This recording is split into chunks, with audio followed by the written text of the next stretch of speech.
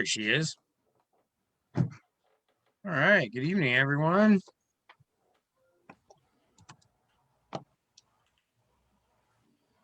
As our coaches are getting settled in here and our guests. Oh, the vagaries of a new house there, Your Grace. I've been running around like a mad thing, so sorry I'm late.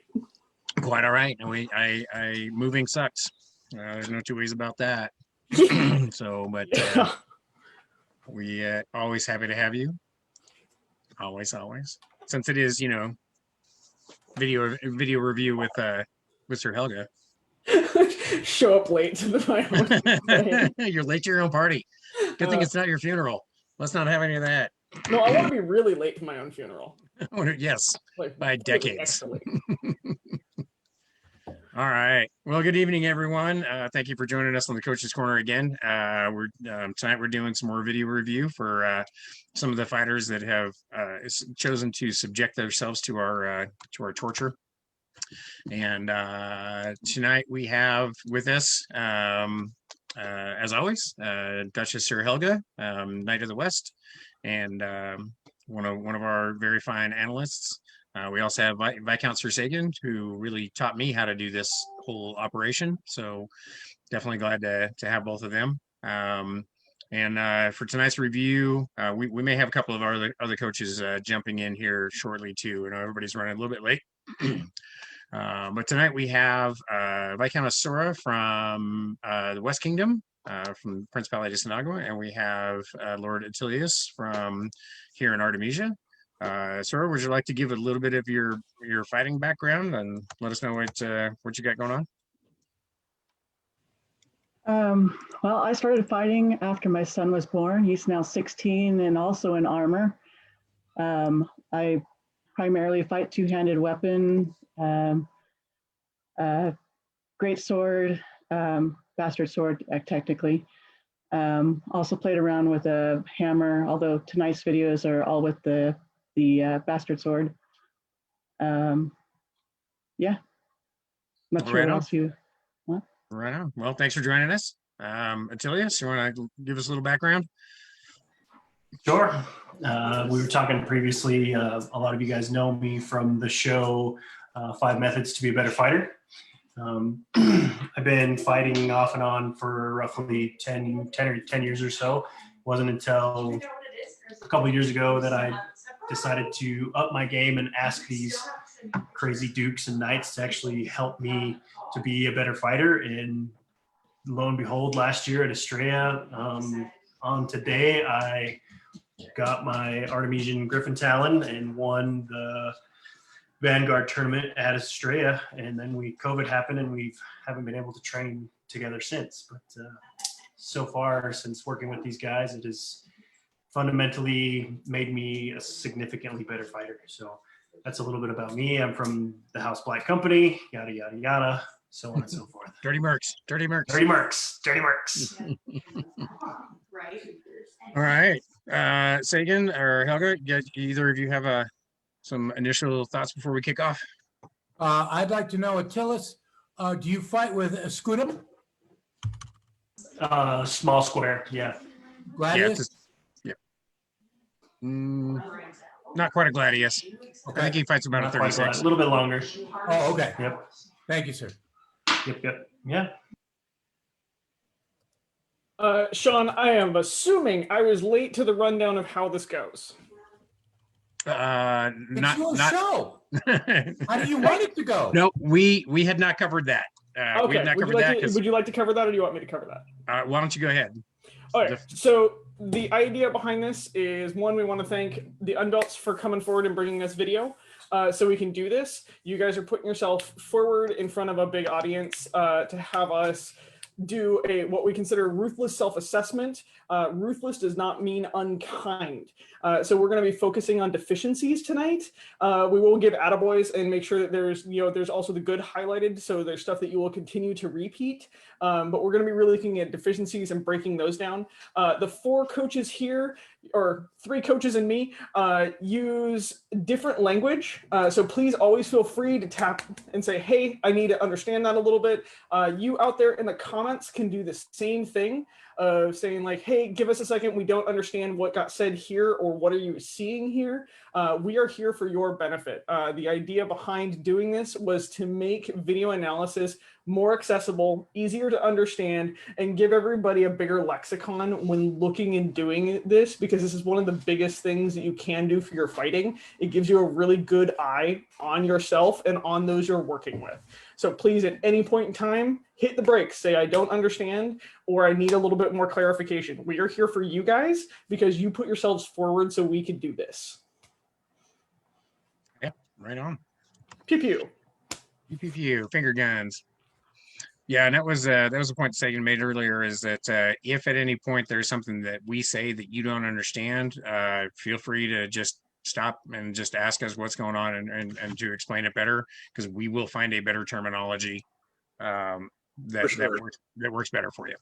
Right. There's regional like descriptions for every type of blow as well. So if, or range, like say, like some people are going to say ABC or 1, 2, 3, short or long, medium range, things like that. So whatever works for you best, make sure that you just, say, like, hey, I'm not catching that.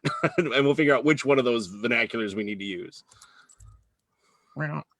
And also joining us now, as we'd expected, we have His Grace Thorfinn, who was just talking there, from the West Kingdom, and we also have Viscount Sir Tristan from North Shield, as one of our coaches as well. Hey everybody, sorry I'm late. All right, welcome, my brothers. It's been that kind of night. So yeah, Tristan, you got anything you'd like to start with?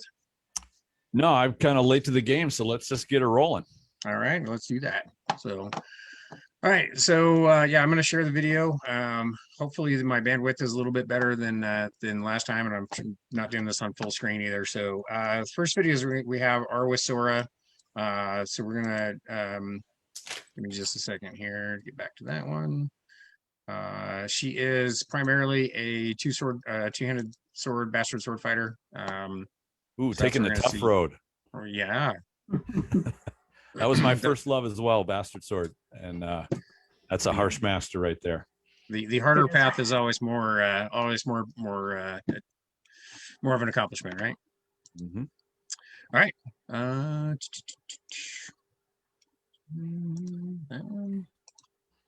Down there. All right.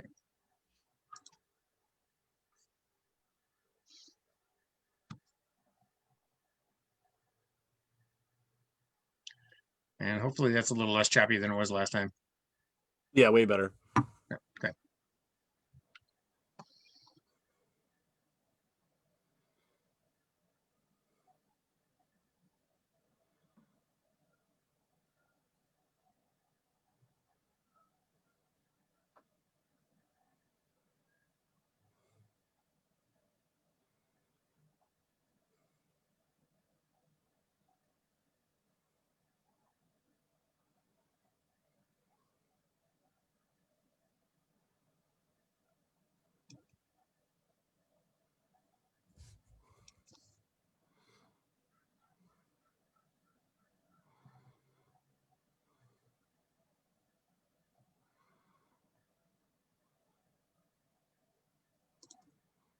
Yeah, let's go back.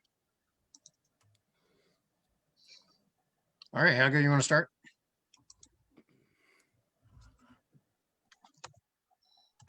Had to find the unmute button. Always. Always like that. I need a shirt that says I'm on mute. So the first place I'm going to start on this one is actually not how you got hit, but kind of one of the biggest things that I'm seeing is that there is no control in this fight. So you have your shots are very controlled. So like your body language is very controlled, but you actually own very little of this fight. He is dictating where you're moving and what you're doing, and which eventually just leads him to kind of like pot shotting that leg shot at you. But also one of the things that stands out because of this is you're fighting at his range, not yours. You actually have the length here and you never use it in the process. So he chases you down like for free. But that's actually the big thing. And the second thing that stands out, I'm just going to pick on these two things because we've got a bunch of us here tonight. The second thing is when you're backing out of range, you're actually crossing your feet. You're narrowing your stance every time you back out of range. So you're actually falling out of range. So as soon as you're hitting that actual like lethal zone for him, is where you're starting to fall over. And so I'm going to quickly say that one of the things that we're probably going to talk about a bunch tonight is headspace and controlling the fight, and also getting your feet underneath you. The one good thing I'm going to point out, though, is the corrections you're making to get back to power are actually there.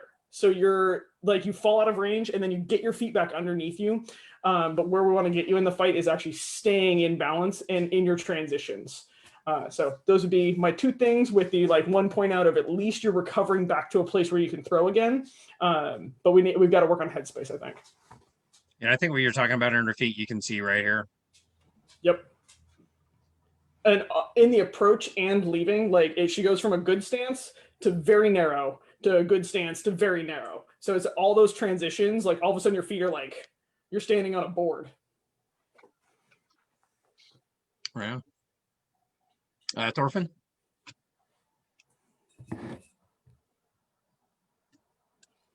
And Thorfinn's on mute. And Thorfinn's on mute.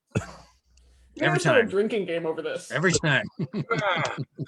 I swear to God, I thought I had it off. So I was gonna say, definitely, I feel that range was one of the real issues of this in this whole fight.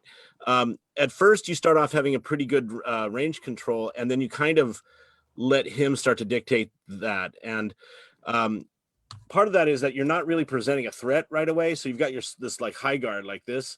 If you were to keep like maybe even point down a little bit, you could then at least have something that he'd have to address, right? So he's getting the free walk in on you. And it also, I think that you could maybe work on a little bit of a different power motion with your cutting. Is that I think that looks like you're doing like a swing versus a like where the bottom's pulling and the top's pushing, right? This is where you're going to generate tons of power, especially if you're not a big person. So that's my initial stuff. All right. And that I thought your footwork was looking pretty good at so. All right. Tristan? Let me ask you, if let's say you were at a tournament and you were telling me I was going to face this opponent, the one that you're facing now, and I was going to take a two-handed sword, but I'd never seen him before or fought him before or heard of him before, what advice would you get me to watch out for? Like, what do you see in him that you are taking on in terms of how this fight starts, and what are you being careful for? Well, first of all, his primary weapon actually is two-handed weapons originally. He's trying new things. Okay. So he knows that weapon better than I do. Okay. So know that he knows the range of it. He knows he knows what I can do with it and can't do with it. I know he's got my number. Sure. So, okay. But if I was telling you what to watch for, I guess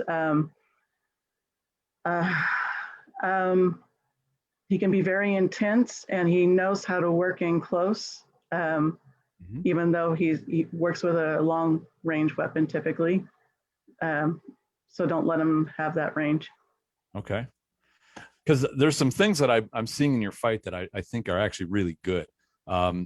And this is the two-handed sword really is, to me, it's kind of the most challenging weapons form to use. And one of the things that absolutely needs is for you to move your feet. And you're doing that. You're keeping your feet moving around. The two-handed sword fighter that plants his feet is going to get annihilated. So I do like that. I think the comment earlier about sometimes crossing your feet or getting into too narrow of a stance is accurate. The one thing that I see there, and the range is also an accurate observation, you seem to let him put the pressure on you. The one thing about the two-handed sword, especially over a single-handed sword like your opponent's got, is you have acceleration. You can get that sword going from zero to moving very quickly. It's a fast striking weapon. One thing you may also consider, because it seems like the intimidation is a bit of a factor. You're letting him take control. and move in on you. And that means that he is always acting and then you are always reacting. The one who takes action is going to have the advantage.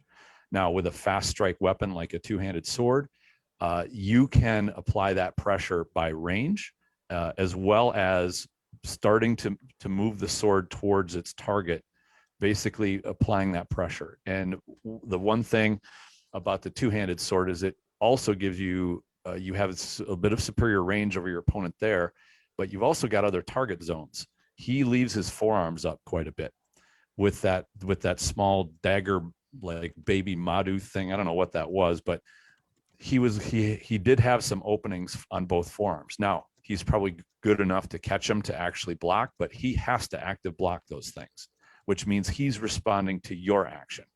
If you start the action with a faster sword and control of range with somebody who's got open targets that has to move, that can get you into that momentum of having your action drive his reaction.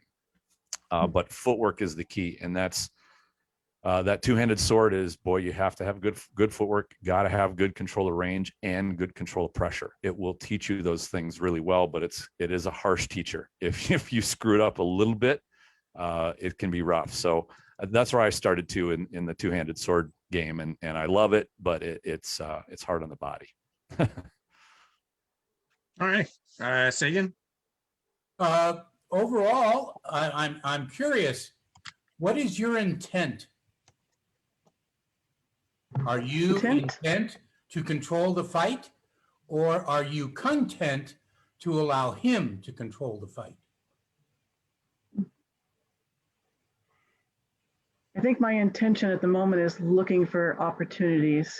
I feel like I'm kind of stuck in this place of I've got a level of shot selections that I've kind of figured out, but not quite yet figured out all the triggers. And Takeshi is one of those fighters who constantly is changing and is very hard to predict. And once he has something that is seemingly predictable, he changes it. So it's a constant. What am I looking for now? Right. So yeah, I'm definitely very timid when I'm fighting him. Right. Are you this timid fighting others? No, it depends on the fighter. But yeah, I guess overall, maybe I probably am. I definitely fight with myself with that for sure. I definitely, myself gets in the way in that a lot. Okay. Are you by chance familiar with the sport of kendo? Yeah, familiar, but never tried it. Okay. You might want to study some of the sword positions where you're starting with your sword out in front of you and it's not really loaded. If you were to say, let's use Jodan Kamai from Kendo, where the sword is up and over the head, right? It is loaded and it's ready to do defense as well as offense. When it comes down to do defense, it can also be used to thrust, things like that. The footwork has been addressed. Your range has been addressed. I am moving towards the mental side and your intent. Mm-hmm. And if you present no threat to me, you are no threat to me. So going forward, let him know I am here. Absolutely. From the moment you salute to the end of the fight, your intention, he should understand your intention, right? And overall though, yeah, you've got some moves there, sister. Good deal. Good deal. We need to work on that mental side. Well, Helga, did you have anything else you wanted to cover, or do you want to watch another one with her? She's on mute. She can't hear me. Doing stuff.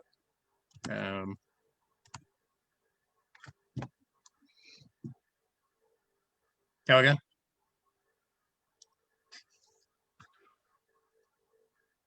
You're on mute there still. Your mouse on the screen, I thought was my mouse for a second, so I was like, why can't I unmute? So I actually wanted to bring this up real quick because I bet you is going to be a reoccurring theme, and Sagan just hit a nail on the head for me. in pointing something out about intention in the fight. And I swear, puppy, quit it. Sorry, I've got a 40-pound German Shepherd puppy deciding that my feet are the best thing ever. Is I actually think that you're stuck in analysis paralysis in the fight. You are trying to figure out Takeshi's, like, and I know who you're fighting, sorry. So Takeshi's game is, Takeshi is highly adaptable. Instead of addressing yourself and coming in with attention in your fight, you're trying to outmaneuver his fight using all of his tools. So it's what we call, it's perfect or it's shit. In like a really layman's man's term, is either you're going to figure out the perfect way to beat what he's presenting, or you're never going to do anything. And I think what you actually need to do is you're acting almost like you're afraid to get hit. Is what it is that like you're holding back, and I bet you we're going to see this kind of repeatedly because you're waiting for the perfect moment instead of understanding you're wielding a weapon that none of us want to get hit with. Not a single one of us. And so even if you threw into the middle of his tools just F off blow of like, nope, you will be punished if you come in, you're going to gain so much ground in your fight right now because you're going to start taking command of the fight because you're going to trust the tools you have. You have the mechanics and you have some of the presentation already down. You're not using them because you're trying to perfectly use them. Perfect is definitely the enemy of your forward motion. So, sorry. Like, I just Sagan said it and I was like, oh God, yep. There it is. So yeah, we got this next section that is her fighting Rorik. So a little bit different skill set that she's competing with here. And I think you can see a different intent.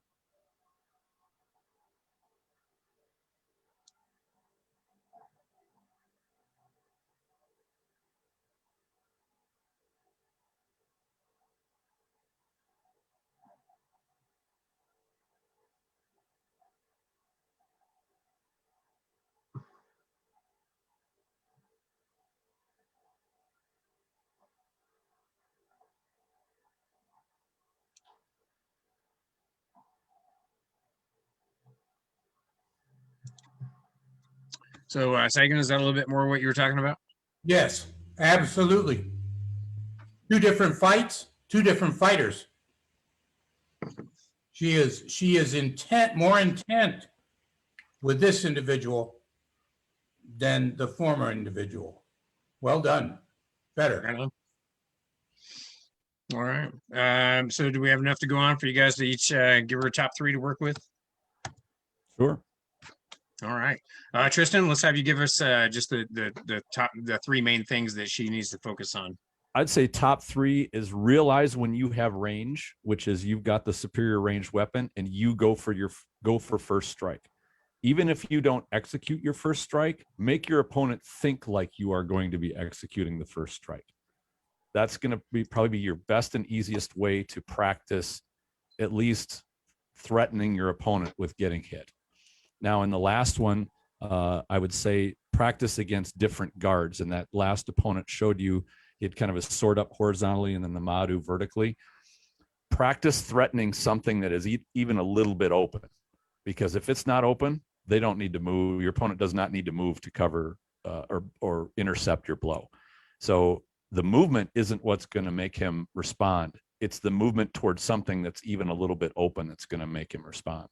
I'd say your footwork is active, which is excellent.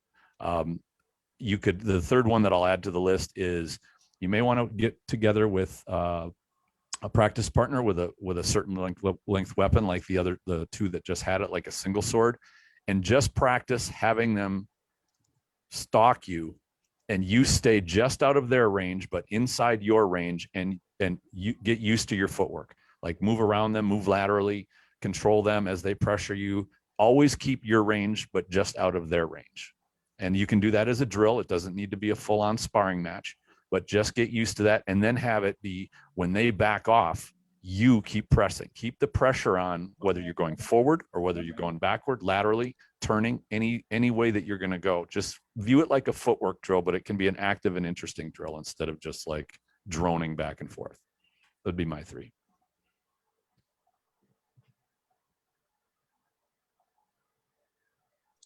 Sorry about that. I had some echo going on there. Thorfinn again? raised his little finger. Okay, go ahead, Thorfinn. Okay, my big three is again threatening your opponent, and the thing is that can be subtle things. They have to believe that you're attacking them, and so you can just do like or even a partial step forward. This is going to allow you to control the tempo and of the fight, right? So don't allow them to set that by continuously putting pressure on your opponent. You can do pressure backwards too, right? So what you want to, I'm just saying that keep them thinking that you're in the fight the whole time, and then they're not going to have the ability to just walk in like in the first fight. Power generation, I think that you could work on some power generation stuff. You looked pretty good on most of it, but there seems to be some of the shots where your like body tangles you up a little bit, and I think you're getting you're losing a lot of power on those. So those are things you work on at the Pel maybe, and then like Tristan said, you can also do a footwork drill. We used to do this at Sagan's practice, and even when I did jujitsu, which was to stay basically in each other's exact range. You just continuously move back and forth, right? And so the thing is that at one point you're in charge of the movement, but when they start to come at you, now you have to adjust your movement to stay at that range that you've set, right? So suddenly that you can apply pressure again and take control of that movement. So there's all kinds of cool little footwork drills like that you can do that I think will help you. Other than that, I thought your fights looked really good, to be honest with you. So thanks. Sagan? I will defer to my sister. That's you, Helga. I had to find the mute button before I started talking. So I'm going to say both Tristan and Thorfinn nailed the physical aspects of your fight. So we're going to talk about the mental, emotional aspects of your fight. I want to see a little bit more aggression and aggression in play.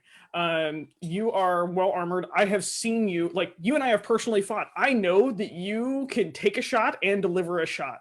And so I think the next couple practices that you're in, you need to really work on just like get out there and be willing to throw something that is imperfect. So you're presenting a threat, try out new threats, try, at the edge of their range, at the edge of your range, and get yourself back into the mindset that you're willing to take a little bit of risk to put your fight to the next level.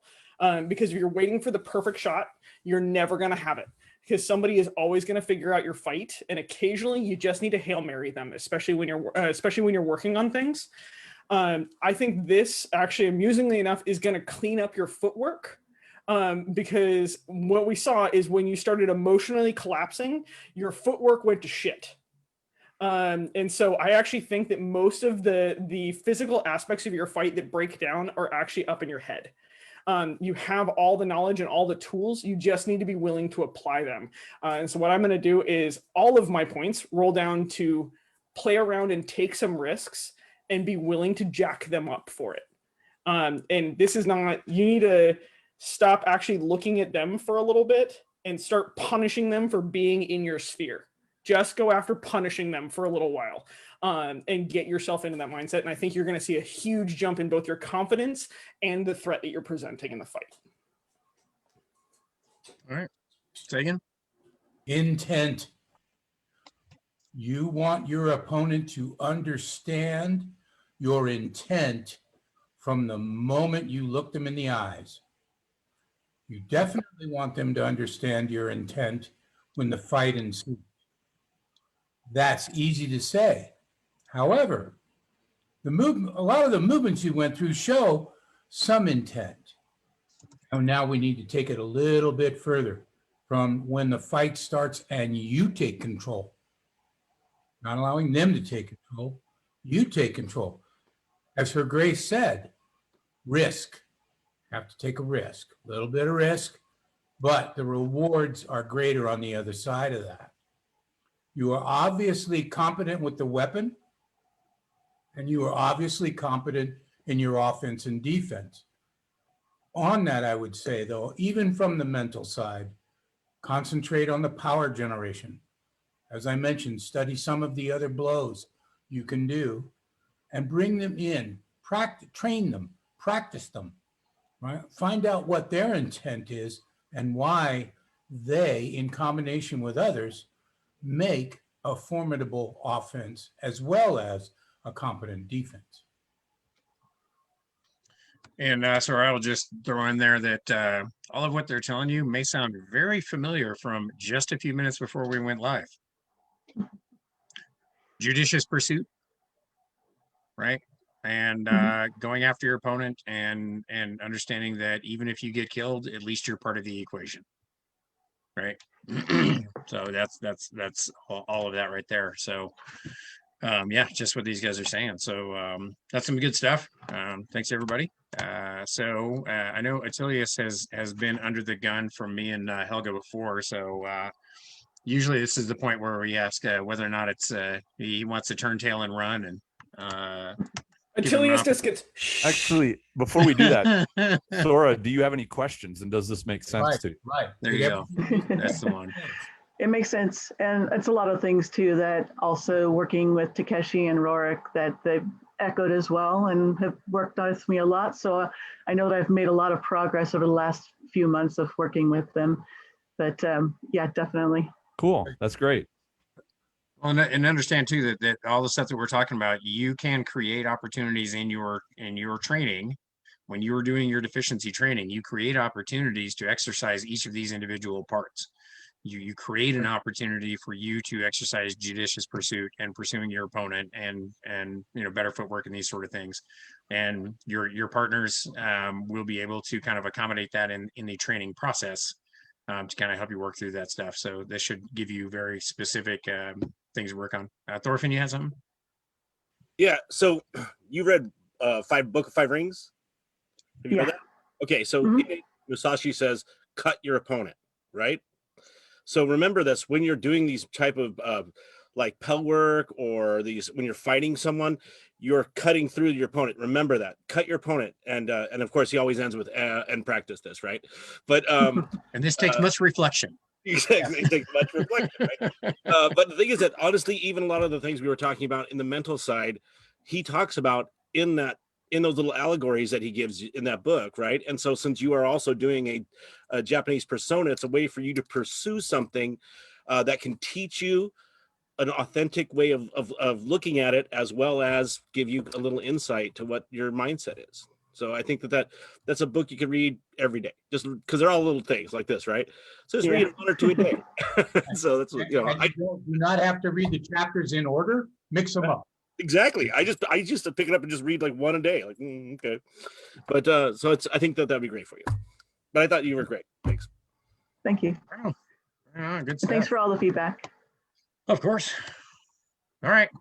So Attilius, let's move on to some of what you got. So we have some video from December, so a couple of months ago. Get the share screen up here. A couple of months ago, you better be wearing a mask. Well, they're at least 3 feet apart. Oh, well, that's different. The helmet and the beard are my Yeah. masks. All right. Which? So this is you fighting D, right? Yes, sir. Which one's which? Attilius is on the left in this one in the black. Thank you, sir. So I've watched almost all of these videos like at the time when they were posted. Okay.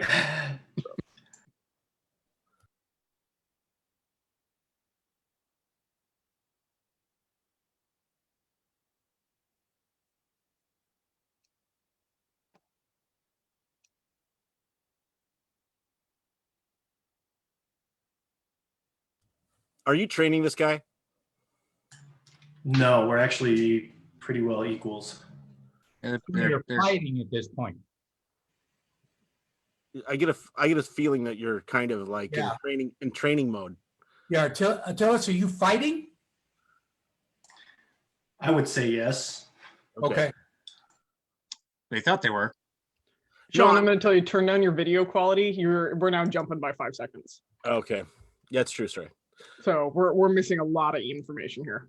Okay, what am I doing? Turn down your video quality. Copy. So Under settings. Mhm. Oh, that's a 360. okay. So the reason I said that is that your pacing seems weird from other fights I've watched you do, and so I was just curious if this was like someone that you were training as like, hey, or if you were just being cautious. It just seemed different better? in your intent that I've Definitely more cautious. Definitely more cautious. Still chappy. Oh, Okay. way choppy.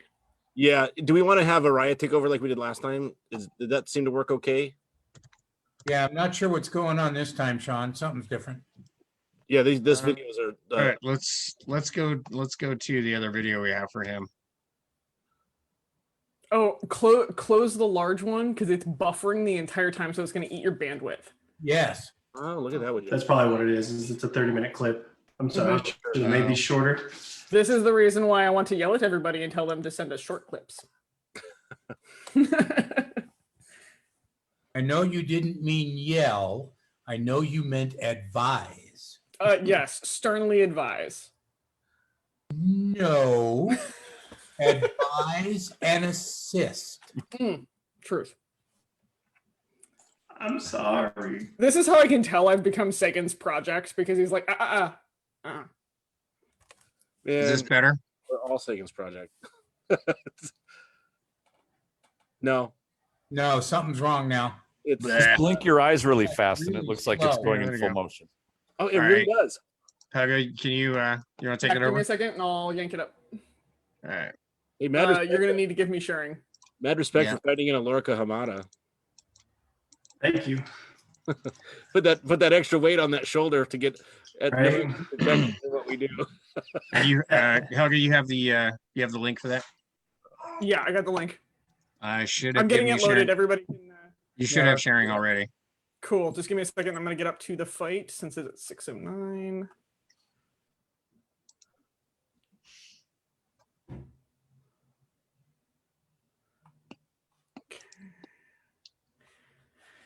Do.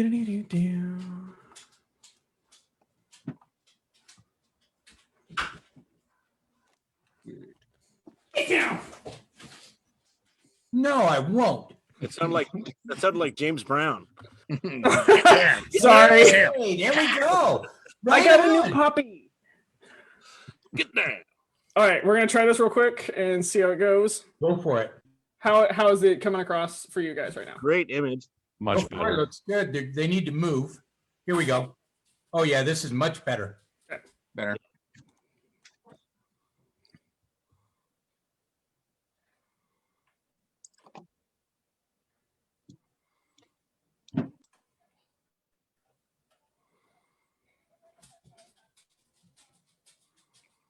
It's still a little bit choppy though.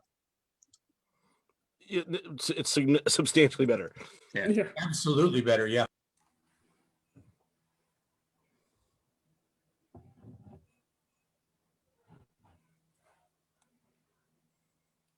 He did kill me, by the way. Yeah. Is that okay? That's what. Hey.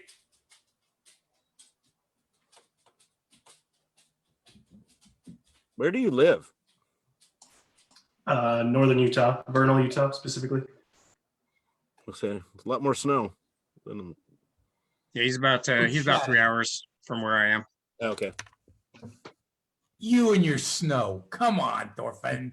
Your grace. Really? You're going to point that out every week? Well, not every week. It's gone now, if that makes you feel better. Oh, thank gosh. It all migrated around to another place. Hey, Sean, we need to import him for a winter practice. Hey, Sounds good man, to me. I'm into it. At 4,000 feet. Oh, not into At that. least. Oh, I love training at elevation. I fought a tourney in Albuquerque. Not Albuquerque, but at Los Alamos. Fuck, Uh-oh. man, that was a whole wake up thing. They don't even have air there.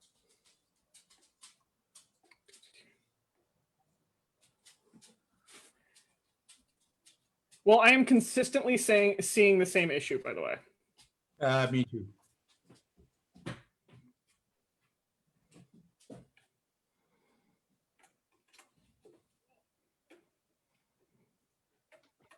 My guess is it's all going to be all of us seeing the same issue. Probably will be. Okay. All right, go ahead, Helga. Okay. Do you want me to slow it down to that last impact or no? Sure, yeah. Okay.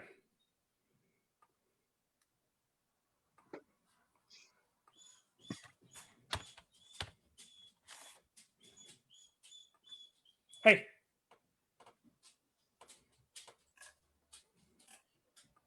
That was Oh. flat.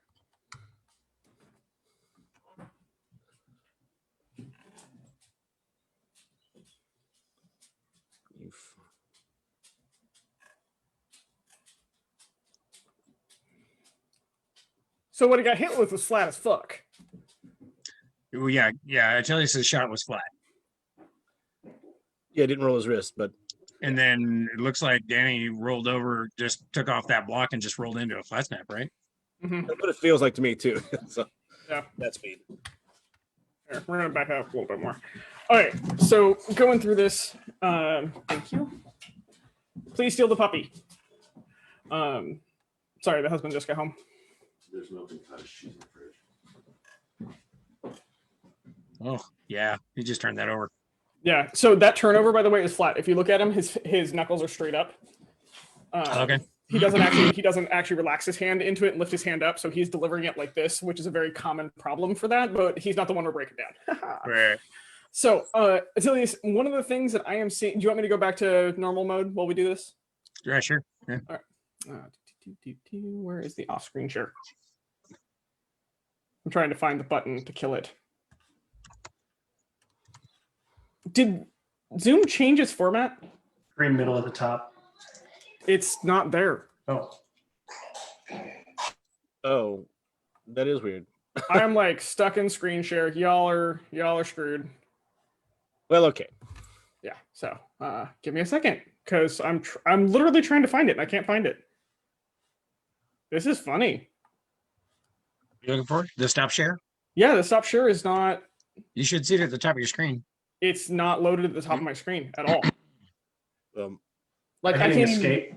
There, I fixed it. There There, we I go. fixed it. My overlay isn't working right. I've got like multiple Zoom screens up. It's really weird. But Interesting. either now that we've had every tech issue possible on this episode. No, don't dare the universe. Hey, No. come on. Yeah. So Achilles, there is a very common thing that I'm seeing in this. So we talked after Estrella last year about you not controlling the fight. Do you remember that conversation? I've had that conversation a couple times. Yeah. Yeah. So you went from a hyper aggressive fight about a year ago. So you weren't controlling the fight, but you were just kind of flinging yourself into the fight to overwhelm your opponent. We are now seeing the actual dedicated time backwards to what's happening. So we've now swung to the other side of the pendulum of that, of you are now being lazy. And so this is actually a developmental curve in controlling the fight. So you go from like flinging yourself into the fight to then trying to look at the fight. And what's happening is this is spanced out. Normally it takes about 4 months to kick in, but we're in COVID, which means it's probably going to take a little bit longer because you're not getting as much hat time going on. And so I want to point that out is by now you probably would have been over this, but you aren't because we don't have the hat time for you to do that. And so what's happening is you're now almost falling out of the fight because you're starting to look at your opponent, but you don't exactly know what to do. And so now you're being lazy about it. You understand what blocks you can kind of throw out there and develop, but you aren't quite sure how to manipulate the fight yet. So this is the middle ground of just hell is how I describe this, is you are now developing the idea of looking at your opponent and you can see you even do it. You know you're going to get hit in that last one. You gave up the fight before you were actually even hit. You threw the shot and then you went, shit, I'm going to get smoked for this, which means you're actually starting to see where you're messing up in the fight. This is a really cool transition, but you now actually need to start getting a little bit more active about it. And you need to start getting more active into the fight. So that's kind of like the headspace vision thing. So this is actually, I'm super stoked to see this because this is actually forward progress, even though it doesn't feel like it. Promise. Like 2 steps forward, 5 steps back. Yeah, actually kind of. Where you relax a little bit, because before we went from you were being very successful because you were just going in there, you're a strong dude, you can throw a million shots, it doesn't really matter, some of that noise is going to kill them. And now we got you to back off enough that you're like, oh, I'm going to try to get you to do something, and then I'm going to do something out of it. And right now you're like, I'm going to kind of like sit here and give you this thing, or I'm going to try to be lazy about this, and then you're getting smoked for it. Actually a good stage. It means that we want to start cranking that aggression up a little bit. So you start actually putting pressure on your opponent. The physical thing that I want to point out that's actually really, really bad in your fight right now, that we want to break this habit, is you are leaning back. Every time you are going out of range, you are doing it with your head. Every time you're going into range, you are doing it with your head. This is actually what you're getting popped for the most, is instead of staying with a tight, with a relatively sprung core and using your hips, you're developing power by falling in and out of the fight. And this is actually, so we want to like nip this in the bud right now. This is the biggest thing that says you're being lazy about it and that your opponents aren't threatening you, because you can get away with a lot right now without paying for it. And so we're going to have to get after you through video on it. You need to go back to your basic fundamentals and get your power generation back, so you can then move past this lazy phase of looking at your opponent and start adding pressure. So the first thing we need to focus on is getting you back over your core, so you stop the damn lean, because the lean is going to get you smoked every time. Thank you. Well, and before we jump into everything else, there's something really important about what Helga is saying that I want everybody else watching to understand. This is what progress looks like. Sometimes progress looks like you losing more fights. Sometimes progress looks like you, just like not flat out not having the success that you had in previous fights. This is something that we've been talking to Tilius about for a while, and he's working on it. And it's just, I cannot overemphasize that like that's the process. Yep. And making progress in that we've kind of come to the other end of the spectrum, and now we need to find our way back to that middle ground of the offensive mindset. But you have to have experienced both ends of this spectrum, from where you were before to where you are now. And it's just, I cannot stress enough how important it is to understand that progress is not measured by body count. It is not measured by wins and losses. It's measured by whether or not you are a better fighter now than you were before, and whether or not you're taking the time to actually, try to change things and try to incorporate the advice that you've been given. So that's what this looks like, and people really, really need to understand that. So anyway, enough of my rant there. Tristan, you want to jump in there? Sure. And I really appreciate Helga's description, by the way, because just watching these two videos, it doesn't fill in the blanks of, okay, where are you at? What are you working on? What are some of the things you're trying to adjust? And those are great things to hear. I usually take on any martial art training. You build a house from the ground up. And what I watched when I watched your footwork in the first video, primarily, some in the second video, is you like to fight squared up right in front of your opponent. That is the most dangerous piece of ground you're going to be on, standing right in front of your opponent. I think that the leaning comes from, you want to move your head, but your feet don't know to move your head. You're letting the leaning do the moving. Remember that your feet will move your head. As a friend of mine put it, it's a sad set of feet that let your ass take a beating. And when the feet aren't moving, your ass is getting beaten. So what I did see that I liked at the last part of this last video that we saw, you started using oblique movement, side steps, circling. Those are the things, in my opinion, that are good to get into your footwork, is to let your feet take you to a place, especially when you have a smaller shield than your opponent. You have to be active. Standing right in front of them is going to be not a great place to be. So I liked seeing the circling. But what I did notice is when you do walk, whether it's the direct in line movement you were doing in the first video or the oblique movement, you're kind of strolling. Like if we blocked out the top half of the video and weren't watching your arms or the sword or your shield at all, it would kind of look like you're strolling through a park. Like that footwork is not going to be responsive enough or precise enough to move you where you need to be in terms of keeping up with the offense or defense that you have in your game. And that's something that is very common. Almost every fighter starts doing that. They pick up their sword and they look at it and they go, I got to swing this thing fast. And they pick up their shield and they're like, I got to move this fast to block my head.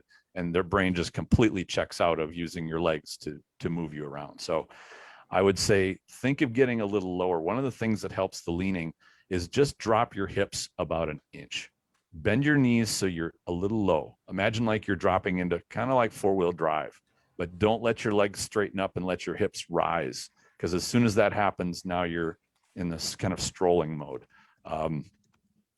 And so that's why I would say look at the footwork aspect. There's just one last, and I guess this is a pretty small thing because it's only one thing that I noticed, and that is when your opponent had that hanging guard up and you started to drift to your right, you tried to throw around that guard. Anybody that's competent would have to make a tiny little adjustment, and that shot would never get through. Try to go for more low-hanging fruit. Go for openings rather than trying to get a tiny little one that would be closed up very easily, especially with a big motion like a wrap shot over the top of the head.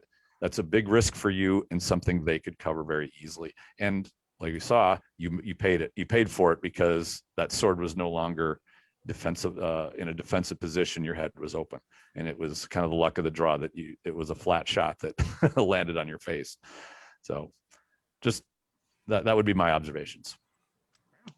Thank you. Thorfinn? Okay, so first off, I want to talk about the shield stance. So this is an active shield style, right? And what you're doing is you just got it here, and you're allowing all of your defense to be here, right? Now there is a hanging guard, but the thing is that hanging guard is applied with an active shield style. If you just put this here, that's this cover, doesn't do anything for you, right? And again, this is a cone style, since it's a center grip style shield. The further from your body, the more defense you have. So having it just sit does nothing for you. And if your opponent hits your sword, right, he fires into your sword, you block it with that, your muscles will actually freeze. They have to freeze for a second to refire. So then you are allowing that person to set the tempo and control of the fight. You can't attack. Okay, so I would like to see more of an aggressive shield style. You can also do hooks and presses with that center grip, right? Just by popping it over like this onto the forearm, it'll cause a bridge, and then it becomes rigid. You can actually hook, press, everything, right? And then with one little snap, back to that little cone defense again, right? So it is an active style. With that comes active footwork. So it is a style that you need to have more active footwork. This allows you to set the control and range of the fight, which I think is huge, right? So the tempo of this, and also like I was saying, what he did was, that guy, you threw a shot and he fired off of it. He used the bounce of your attack to generate the energy for him to just snap into your head at that last fight. You can do the same thing. When they fire into that hanging guard, you can use the recoil to load yourself into that attack. So you use their power, bang, right into an attack, right? So I think that you really should think about how you're going to use that shield. If that's a style of shield you're going to stick with, which I think is great, because I'm a center grip guy. I used to be a side strap guy, but now I'm a center grip guy. Totally converted. But I think that that's something to think about.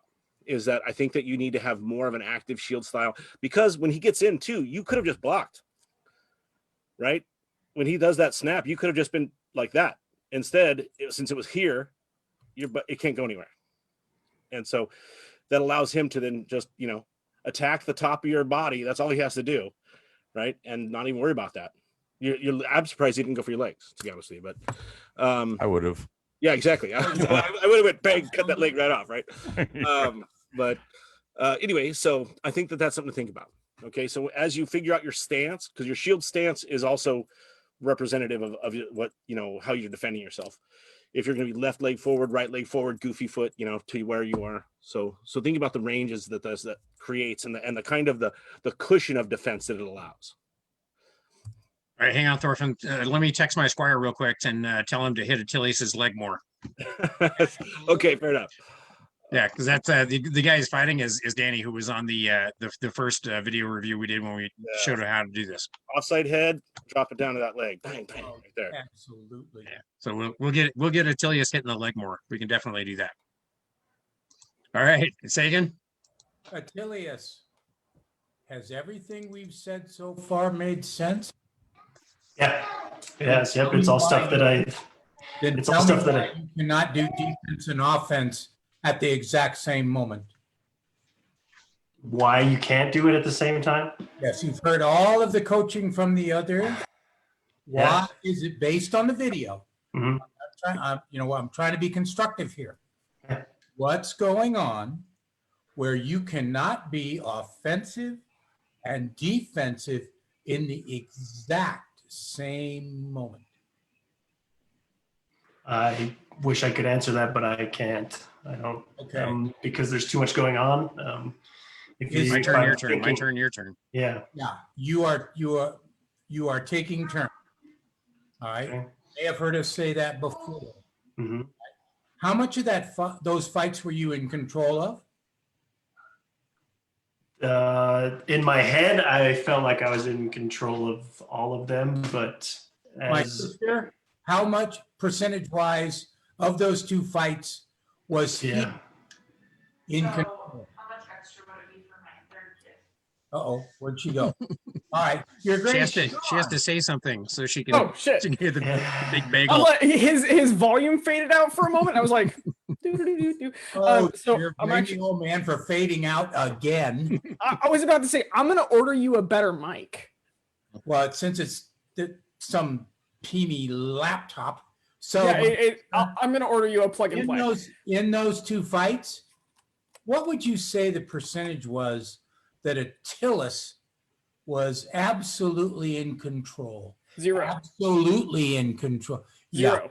But also, here's the fun thing: is neither of those fighters were in control of those fights at No. all. All of those fights were accidental. Yes, they were like waiting for something maybe positive to happen, but Mhm. if something negative happened, it would be okay. And also, I'm going to go with, and again, Tristan, this is more background on it. So we've been picking on Attilius for about a year at this point. Oh, I haven't even started yet. Oh, I'm just getting warmed up. Just getting warmed up. Yeah, so Sean and I have been picking on Attilius for about a year, and where he started was zero control, all aggression, and so we wanted to like knock the aggression down a little bit, and then we're gonna work on upping the control because it was like turning a rabid badger loose, where you were like, Agreed. go get him. And Agreed. so this is actually like a hardcore improvement on that. We're still seeing zero control, but now we're starting to see him think about what needs to happen in the fight versus just being like, the kitchen sink. Right. The transition explains what I'm seeing. Sean, he is the perfect example of the offense-defense lockout. Yeah, absolutely. Like I said, my turn, your turn, my turn, your turn. Yeah, that is not an absolute negative, but the transition explains what I'm seeing. Absolutely.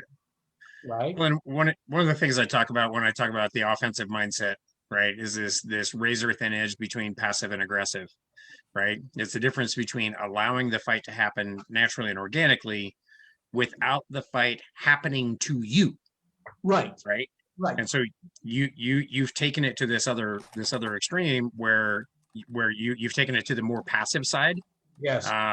And to some extent you are letting the fight happen to you, if that makes sense. But again, as Helga pointed out earlier, coming from an ultra aggressive side of that spectrum, Yes. you need to experience that passive side so you can understand, what the pluses and minuses are of both those things, and being able to find that balance to where you really can allow the fight to happen and you can follow the flow of the fight, but still, again, not having the fight happen to you. And I agree with what Helga was saying, that neither of you are in control of this fight. You're both kind of just going along with what happens. You are seeing things reactively, as Sagan likes to talk about, like you see a thing and then you try to respond to it. And both of you are doing that in this moment. And as Duke Michael, who lives right there in town with you, would tell you, the two of you are being very agreeable in your argument. Absolutely. You are agreeing to what the other fighter wants to do, rather than making any attempt to persuade them of where the fight is going to happen and when the fight is going to happen. You are both being very agreeable with each other as to how this is going to go. Right. But what I am seeing, Your Grace, is the shift is one thing. However, what's there, I like. Okay. I mean, the Attilas is like you're saying, he's on and off.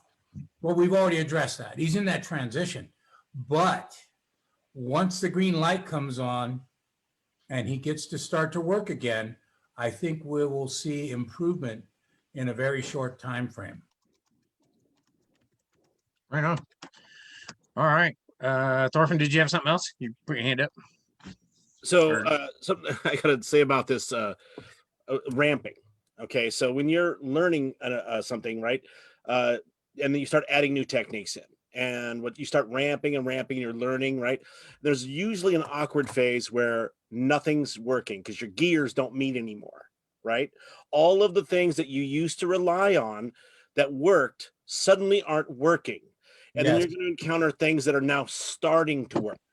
And then what's going to happen is you're going to be like, your machine's not going to work right. This is the period where you're going to lose a lot of fights. It's very frustrating because you're thinking to yourself, well, I used to do that and it worked, right? Why is this not happening anymore? But then there's going to be where all of a sudden the shit that don't work and the new stuff are all going to lock together and your gears are going to go again, right? And this is when you ramp up, bang, and suddenly everything will start flowing. So I know, and this is to all fighters, this is a very frustrating part of the learning curve. And it can be like, it can almost like chase people away.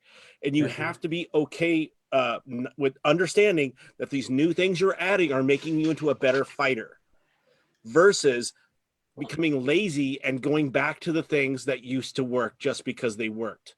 Because you're going to change fundamentally everything you do. And to do that, you have to go through it like a blossoming, like a butterfly, for fuck's sake, right? You have to come out of that period, and it's right there.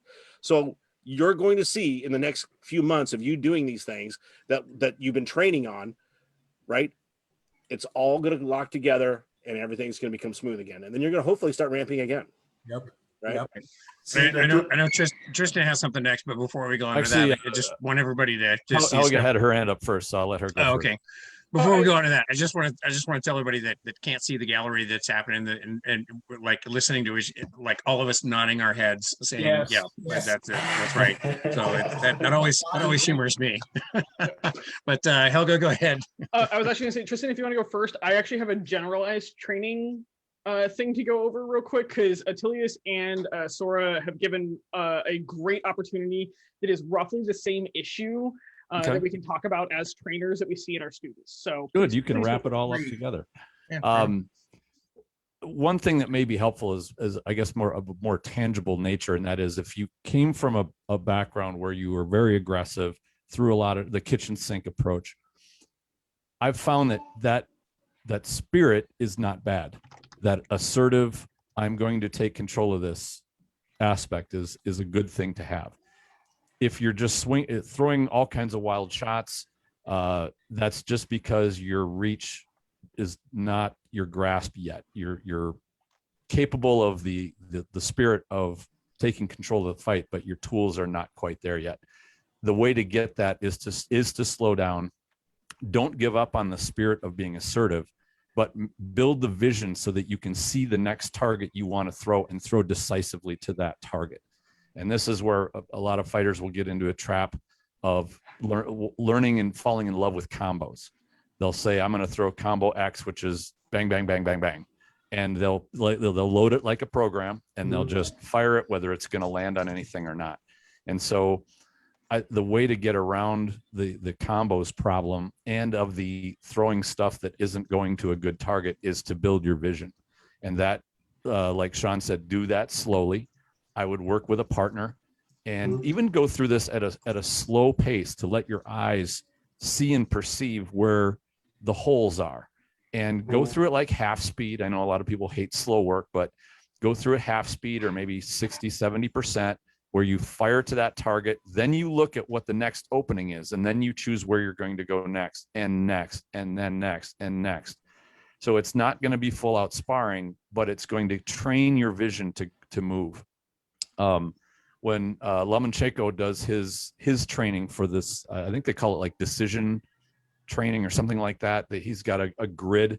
Originally, they just put a grid up on the wall with the numbers 1 through 25 on them, and he'd have to look at it and reach out and touch it as quickly as he could. He'd go through 1 through 25, and the numbers would be scrambled up. Sometimes they were printed in reverse. Sometimes they're upside down, and he would have to go through them. And eventually, they built like a light board where the light would come on, and he'd look at it and reach towards it.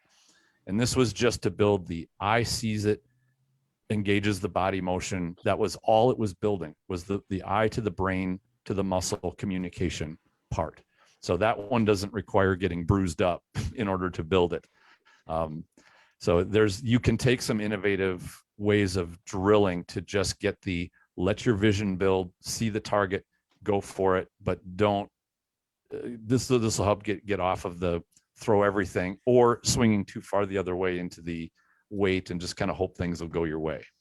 Hope that makes sense. Gee, Attilius, wouldn't it have been convenient if somebody had sent you a drill to address exactly that? Only one. Yeah, just one. Shame on you. Yeah, what's up with that? We used to do the trigger drill at Sagan's practice every week, and it would be like the target would start big, and then over time it got smaller and smaller and smaller. So your recognition of what it took for your body to spot these targets became smaller, and your reaction was more authentic. It was like you didn't have to see, here's the target, right? It just became, I saw that motion, bang, there's the target. Done. And then you would basically trigger. We called it the trigger drill. You would fire into the trigger position that was presented to you by your opponent. Same thing with the lights that Lomachenko is doing. Okay. Right? No trigger, no throw. It doesn't exactly. It doesn't have to be target. Full speed. It doesn't have to be crushing. Right? You can do this with your opponents, your friends, and just take turns presenting the targets. Right? And you go, okay, I'm gonna do this one, and just it doesn't. You can even do it 10 times in a row. The more times, the better, because we're building muscle memory, guys. This is a 10,000 hours to be an expert thing, right? And so the way you get there is practice those things, and get used to. It's like your body's bang, and there's literally times where you'll be like, wow, I didn't even see that coming. Right. It goes off, and you're not even thinking about it. It just went off, which is the object. That's what you want. Yeah. Well, and I think it's important to point out too, the video that we're watching of these guys, they happen to be in an area that is low COVID transmission rate within our state. So they are taking the precautions, and these are not people that are endangering themselves and others for the sake of just getting their fight on. There are precautions that are being taken, and they are in an area where they can get regular practice. The guy that you see in the video fighting is my squire as well. So these are people that understand what these drills are, and they have access to those drills.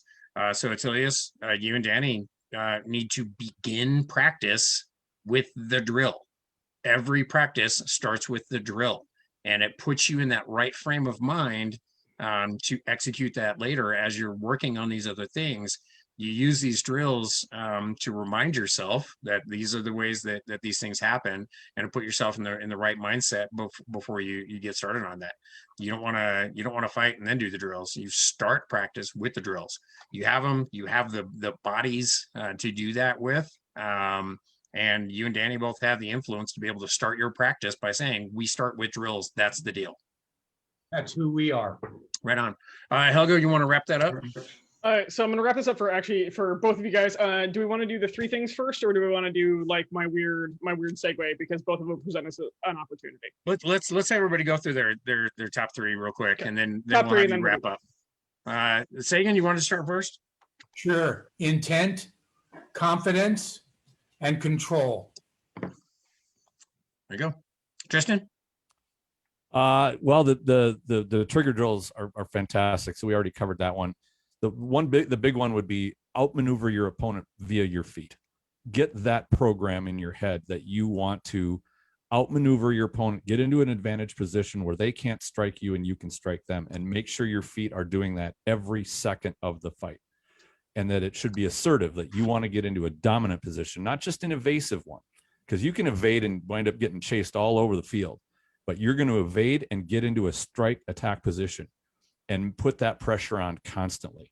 So for me, I'd work a lot of that oblique movement, but put on the pressure and make your feet do it. If your opponent takes a step and you don't, you're done.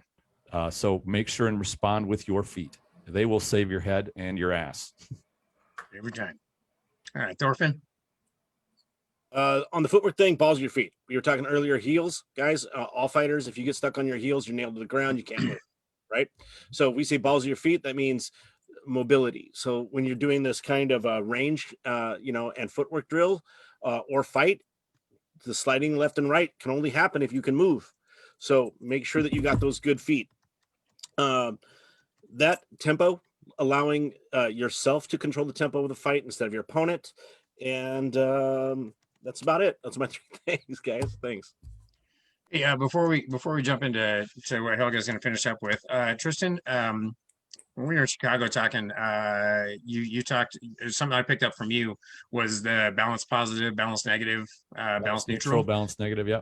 Yeah, can you talk about that a little bit, because that goes absolutely what Thorfinn was talking about, where the balance is.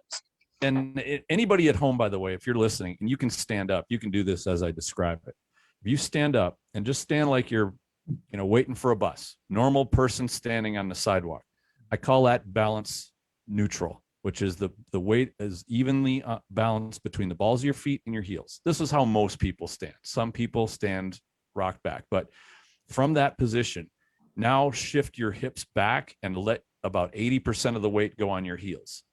And now your toes start to lift up. That's balance negative. Now from here, just to test how mobile you are, jump, try to get off the ground. You can't, much less, you can move a little bit, but you're really clumsy. You got to fall to move. Now go back to neutral and now rock 80% of weight onto the balls of your feet. And so there's only 20% on your heels. Now jump, and you can easily jump off the ground or move anywhere you want. So it's that balance positive, balance neutral, balance negative. You can kind of get away with balance neutral. You really should be balance positive, because that allows you the smoothest, quickest movement. And balance negative, just like Thorfinn said, you're done. You will get outmaneuvered. You'll be lucky to survive. Yeah, that's great. Like I said, when I heard you talk about that, I had talked about, setting up in your stance and I described it like a 60-40 split forward back. But when you catch in those terms, I mean, that's the way I've been describing it ever since. Cool. That's cool. Absolutely the best way to describe that. Now, from just real quick, from a martial standpoint, weight on your heels, that's for power. When you want to lift up real heavy duty strength, that's what that's for. But balance on the balls of the feet, that's what for quickness and speed and agility are. And mobility. That's what that is. Yeah. Right on. Great. All right, Helga. All right, so I'm going to do my 3 things for you real quick. 1, you lift. You are a very strong dude. A lot of the faults that you have in your fighting right now are actually because you are a physically able body. And so one of the things I want you to do is actually have a friend call you on it if you're leaning in and out, and you need to go physically punish yourself a little bit. Like, get your abs sore before you fight, so you know that you have your abs engaged and that you're not being core lazy and that you're not being leg lazy. For a while, when I was powerlifting before and then fighting, I would actually go lift and then I would fight, because then I knew what muscle groups I was engaging. And so I knew that I was using everything, because when I was fighting and then working out, I would find out that I would just be like, I'd just be fighting with my upper body, or I would just be fighting with my legs. And so what I want you to do is figure out whatever trigger you need to break your ability to be lazy. And just use it for a little while. It's a really quick self-correcting problem, actually. The second one is, everybody talked about drills here, and so I'm going to give you another tool. And this one is actually for both you and Sora. On this one is, you guys need to start training high reward, low risk. Yes. Wiffle ball bats are your friend. You're going to put your helmet on so you don't lose an eye, by the way, because we have a Duke that has done that. But when you're drilling things, take away some of the shock value of training. We are, as humans, like our little lizard brain is very risk averse. It says, I would like to not be bruised. I would like to not be super sore when I wake up the next morning. So what we're going to do is change the training a little bit. This is actually used in all forms of training, all the way from humans to dogs. It's called, we're going to go with positive reinforcement. So doing this with friends, you're going to set yourself up in these drills. And so where you can move it, you are going to need to make sure that you call yourself on your physicality. So you need to make sure that you're still using correct body mechanics, that you're not cheating your mechanics to get the win or the good cookie. But what we're going to do is actually reduce some of the risk in the process of you getting there. So you need to be a little bit more forward and a little bit more aware in your fight. Guess what? Now we're taking away the risk from your opponent so you can go play with that. Sora, same thing. Like, we're going to take away some of your risk of getting hit and that like shock value. So you know what it's like to be forward. So you know what it's like to be like, this is my range.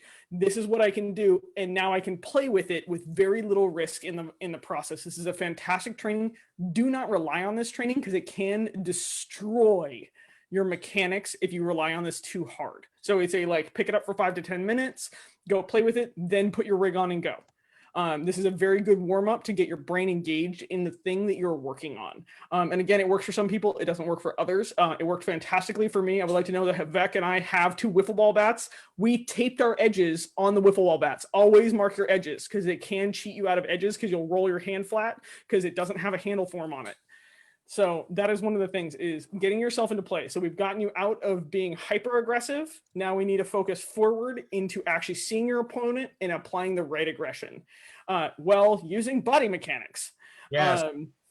The other thing that I want you to do is pick some fights where you can play and that you can work on anything that like Sean's giving you, some of the other people that are giving you.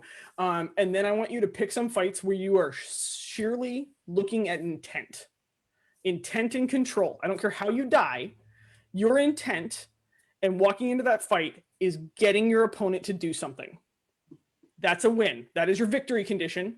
You are going to walk in. I'm going to apply pressure to their left shoulder. I'm going to apply pressure to their right shoulder. I am now going to look at how they respond and what they give me for it. This is the next phase. So we've gotten you out of throwing the kitchen sink at them to where you're calm enough to look at your opponent. Now we get to start cranking that up a little bit and adding in, now I'm giving them a stimulus. And now I'm giving them a stimulus. How small can I give it to them? How big can I give it to them? This is the next phase of you developing your sight in your fight and how to apply all of the knowledge that these brilliant people just gave you. Including you, coach, trainer. Second's having fun. So does that make sense, Atelius? Yeah, pretty much. Yeah. So the cool thing that both Sora and Atelius gave us, so we looked at 2 very, very different fights tonight, incredibly different fights. However, they give us the idea of marching back down the mountain. So everybody talks about fighting as linear and up and down. And so I'm going to throw a different concept out here. Fighting is climbing a mountain, not knowing the trails. And so occasionally what you have to do is you find a certain amount of like, I'm going to run up this hill, will get you so far. And then that trail is done. There's no way to get past that stop in the mountain without going back down and getting different tools and then marching back up. Both of you guys are at the retooling phase of your fight. This is super frustrating, but I found that for me, if I thought about a fight as a linear path with ups and downs, it actually pissed me off because I was like, these tools aren't working. I literally need to restart at the bottom of the line. So thinking about it as like going down a trail, like you know the trail, that trail provides you a certain amount of tools. You're now trying a different trail. March back down the mountain. Yes. Retry tools. Never be afraid of restarting your fight ever in your life. I can guarantee you Thorfinn's done it like 10 times. Sean's done it over and over. I'm doing it right now. I promise you Sagan has. Yeah, I'm betting that Tristan's a coach. He's done it too. It's the reason why they can look at so many fights because they've had to restart their fight. This is not a detriment to your fight. This is adding to it. This is actually giving yourself more tools in that toolbox because instead of trying to figure out how to climb that cliff while you're wearing tennis shoes and mittens, you're going to walk down and you're going to go get the right gloves and you're going to get the right shoes and you're going to climb that cliff face that you've just run into. And so that's something that I wanted to bring up is that never be afraid to retool. Never be afraid to reapply the knowledge, even if you start losing more fights, because what it's going to do is it's going to develop a deeper understanding. Success is the biggest killer in our game, actually. Success right now at both of your stages should be fucking accidental to what you are training for. And just remember that success is great. It's like, oh, that's great, cool, great. Now back to training. And I'll tell you that right now I'm in the same phase. Even nighted, like I am totally like all the time. I'm like, I have to redo I spent 6 months redoing my flat snap. Like that's something that right now both of you guys have a sweet spot to do this, and you have some really, really good stuff to do that. And to all fighters out there, this is what I'm going to say is part of the reason why this show exists is understanding that retooling and relearning is the best path you can take at any point in your fighting. Never think that you have to keep something because you're successful. Right.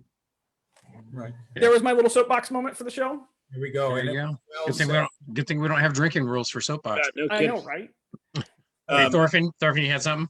Yeah, so I just kind of popped into my head, and I like to describe fighting as jazz. The idea that two individual people are going to have the same fight, but it's going to be different every single time, right? And so it's jazz, like it's an open communication. It's a beautiful thing, right?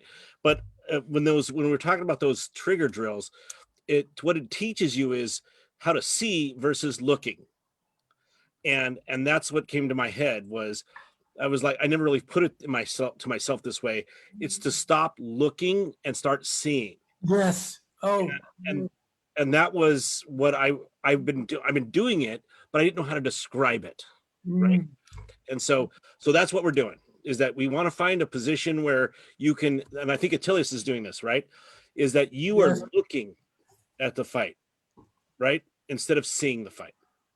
And so anyway, just kind of like little thing that just jumped in my head. But thanks guys. I appreciate it. Nice. That's great. And yeah, and something I wanted to reiterate that Helga was just mentioning as well.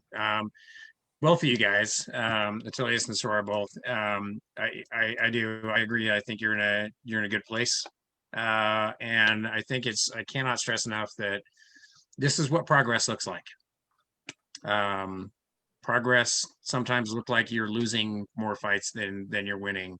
But you guys are both doing the work that needs to be done, and it is a struggle. But I think all of us here can agree that struggle is absolutely worth it, and you will know soon enough when you kind of come through the other side of this that the struggle absolutely is worth it. But this is what progress looks like.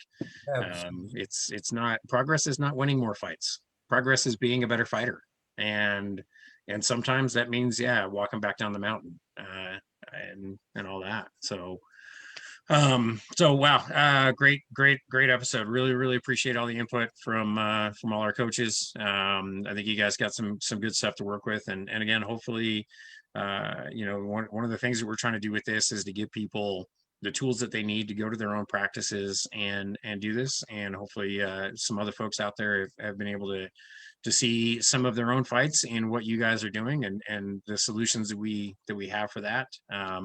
So definitely keep going back to work. Before we let you go, I will ask you one more time. Is there anything that we've said that doesn't make sense to you, or that you would like more clarification on? Or even a question. Do you have a question for us? Like you have all of us stuck on a Zoom where we have to publicly answer your questions. Let's go. Right? Take advantage of this, man. I'm kind of wishing that I had actually thought about writing down some questions. Can't think of it on the spot. I'm sure I'll think of it as soon as we turn off the Zoom. Of course you will. It works. You always think of the best comeback 3 days later. Well, actually, that gives us a good opportunity. Message us. If the question comes up, message us. That also goes for the listeners out there. The question comes up, message us, because the worst question in the world is the one that's not asked.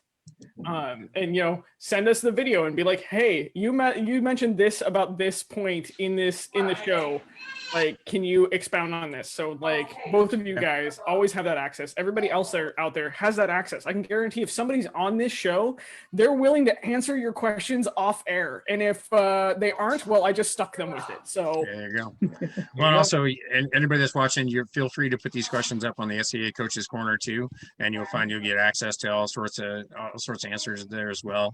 We definitely appreciate having all the questions come through there, because the Coaches Corner is a living, breathing community, and it works because everybody is taking part in it. So definitely do that. Wait a So minute. so this Somebody says they've got a question. I do, but everybody kept talking, so I was just waiting for my turn. all right, go ahead. So I understand pretty much 99% of what everybody's been saying, because it's all the stuff that's gone through my head that I've been in my fight, and I know that you guys see it now. My question is when I'm not going to sound very humble, and I apologize for that, but know that I'm not. I'm coming from a place, I'm trying to be as humble as I can. But when you're surrounded by a bunch of fighters that are newer than yourself, give or take, your Squire and Bigger Brand, those two guys are my most challenging fights in the Vernal area. And then when you're training new fighters, you're trying to slow your fight down or be lazy, as Helga called me out on it. How do you transition from being slow and in trainer mode, and then go back over to learning fighter mode, like being more judicious in your pursuit of the fight?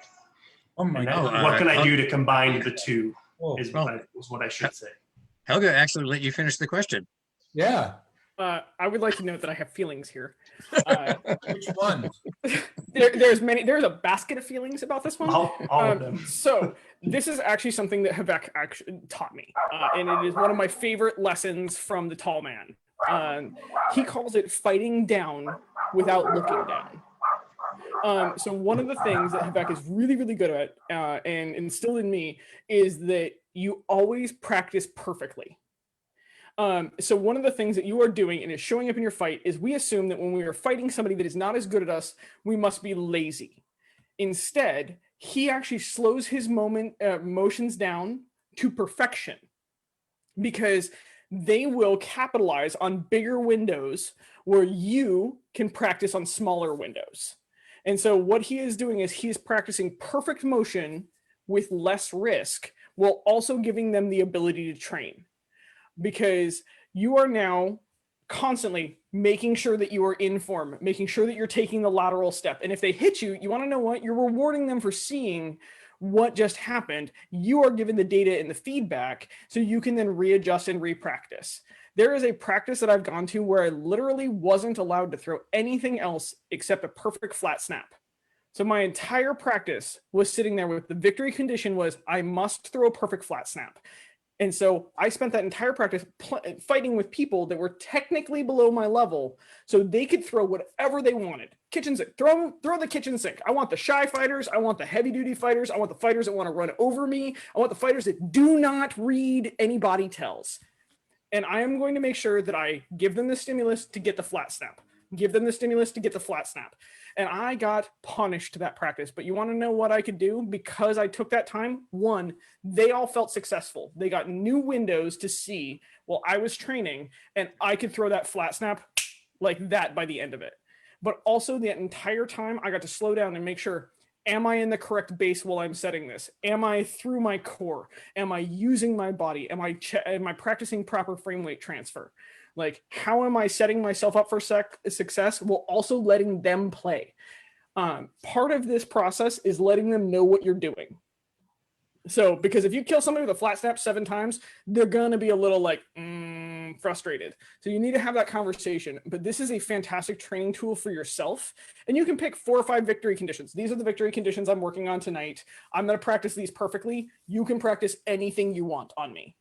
But you need to continually set yourself up for success. Otherwise, what's going to happen is when you enter a list and you fight somebody that you think you're better at, I'll put 100 stamp coins on it that they're going to smoke you.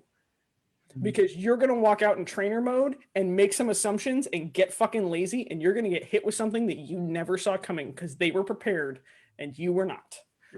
Always be prepared, but learn how to dial yourself up and down and hyper focus on things, especially when you're fighting with somebody that is technically not as good as you.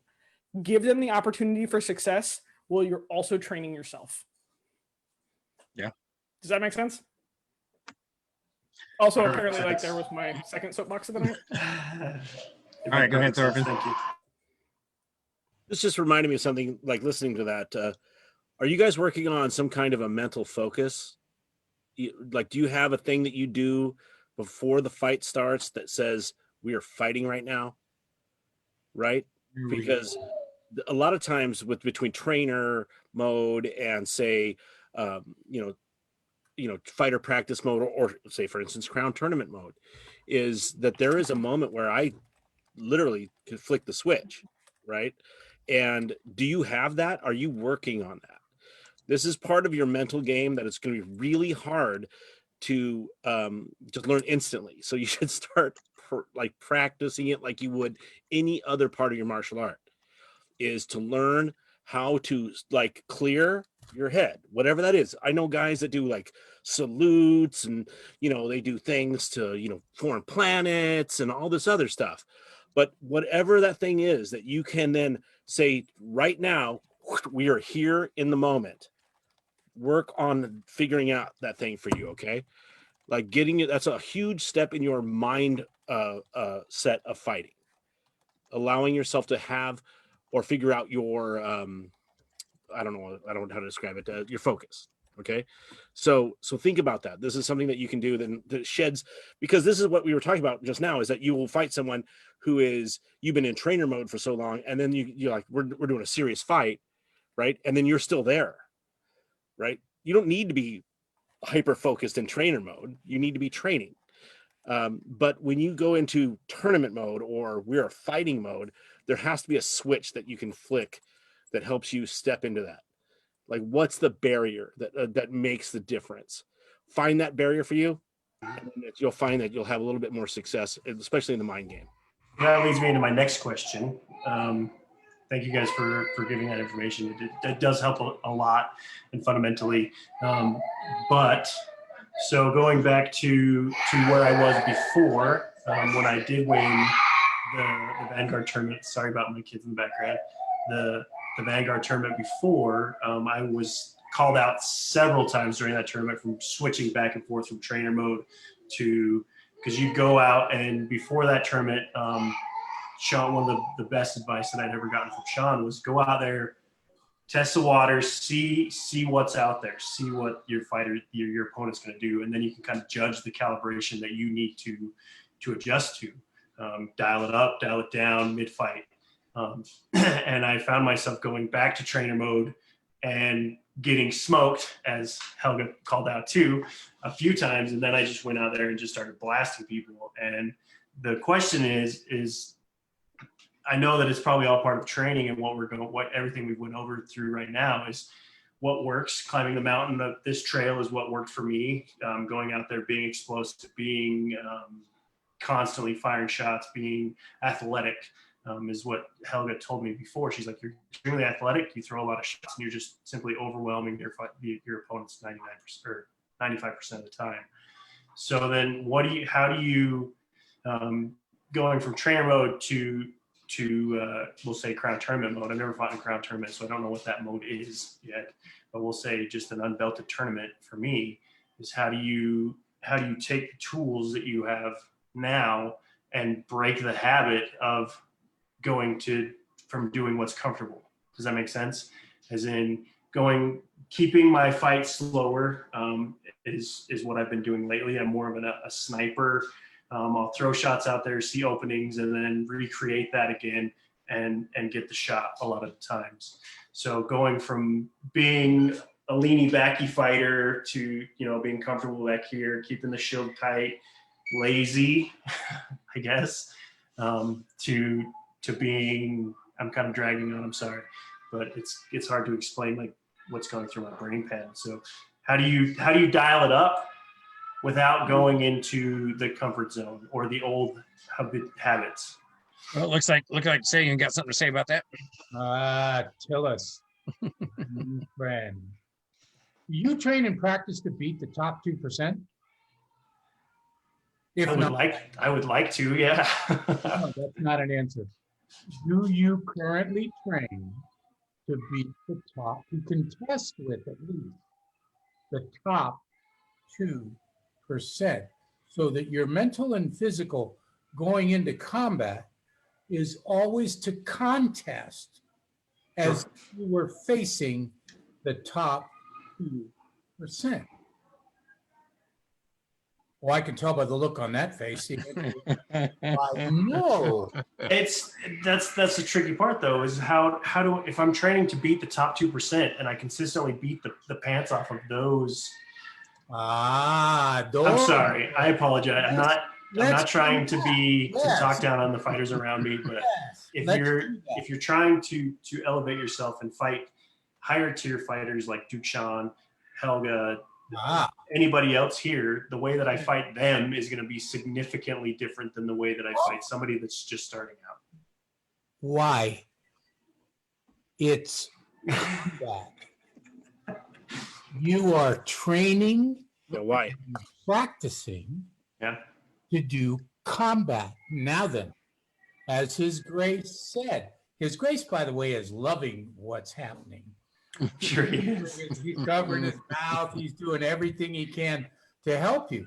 However, did we not delineate that being a coach and a trainer is different than being a combat fighter? Yes. Yes. So in your role as a coach, teacher, trainer, is there not specific responsibilities you have there?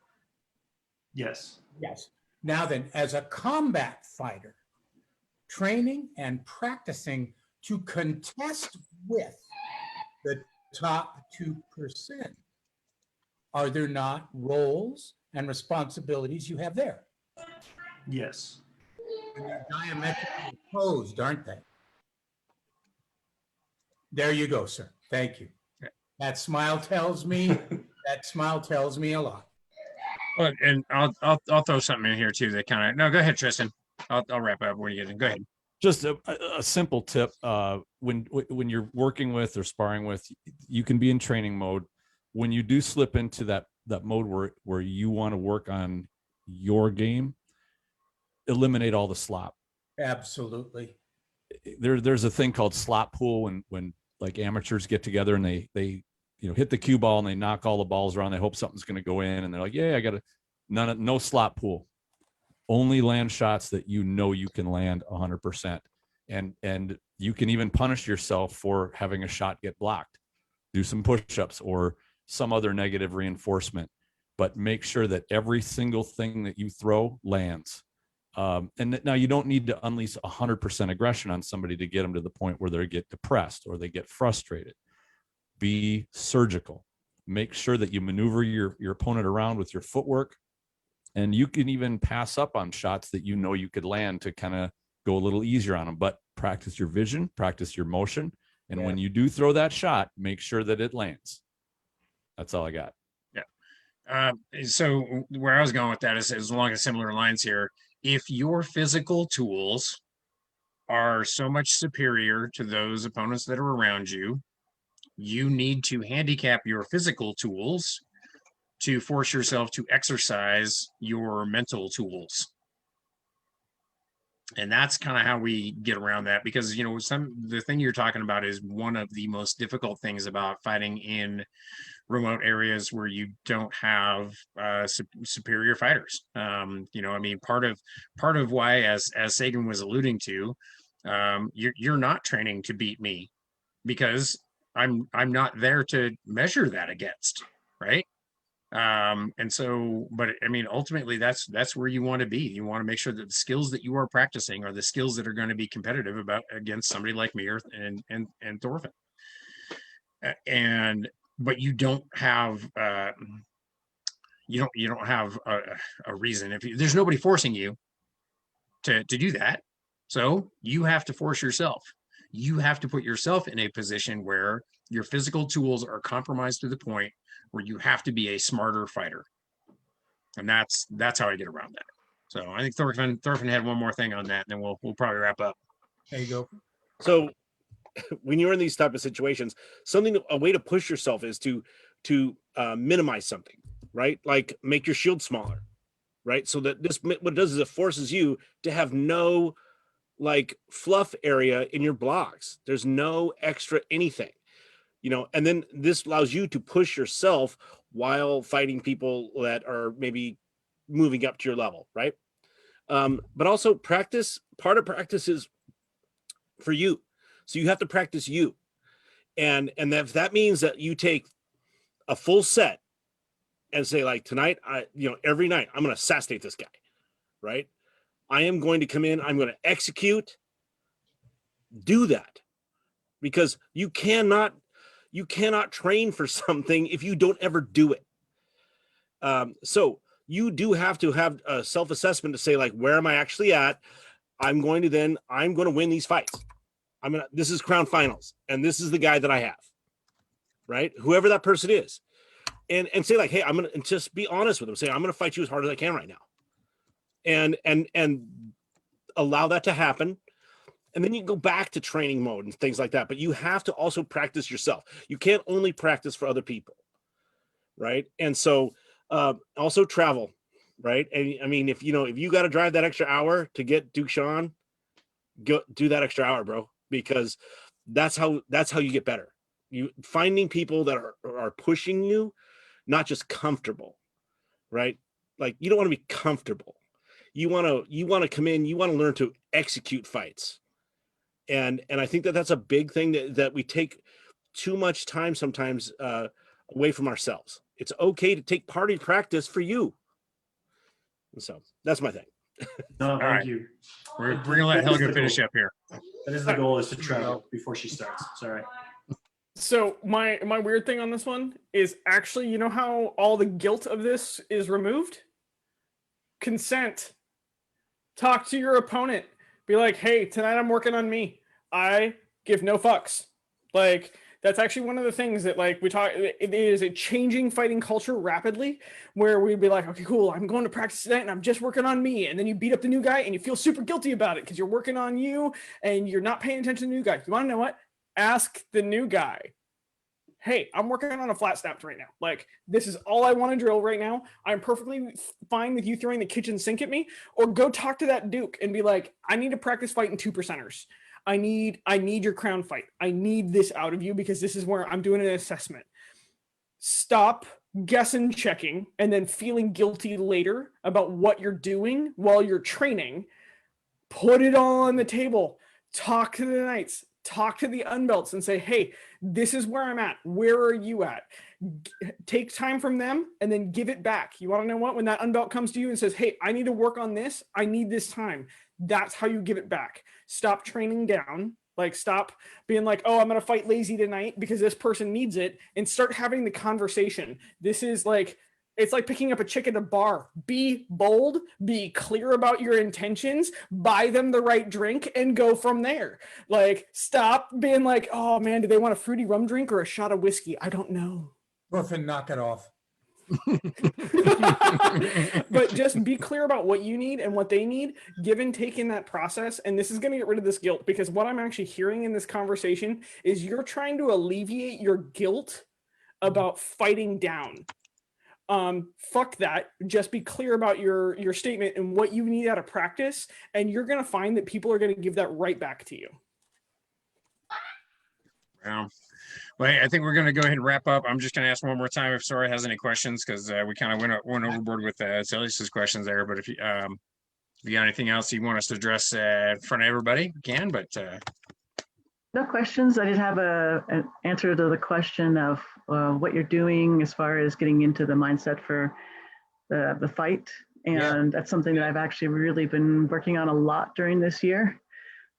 Because when I first started, Takeshi said that when I would walk to the field to go fight, that as I was going, I would slowly start leaning backwards as I was walking to the field. Like my feet were carrying me, but my head was like, I'm not sure if I'm ready for this. So I've been really kind of working with kind of what is my inner predator, because predator does not give a fuck. It's going to go in there and fuck them up. Right. So I love that. Kind of the mental image that I've been working with. I also have a music list that I listen to while I'm doing my stretches beforehand, before I even get to practice, and as I'm going to practice and getting into kit and things like that. That's kind of putting me towards that mindset and focusing in on what I'm going to be doing that day. I also use my fighter journal a lot. And, you know, I do a lot of note taking for the coaches corner and all that stuff too. I'll probably be doing notes off of this video after we're done with it all.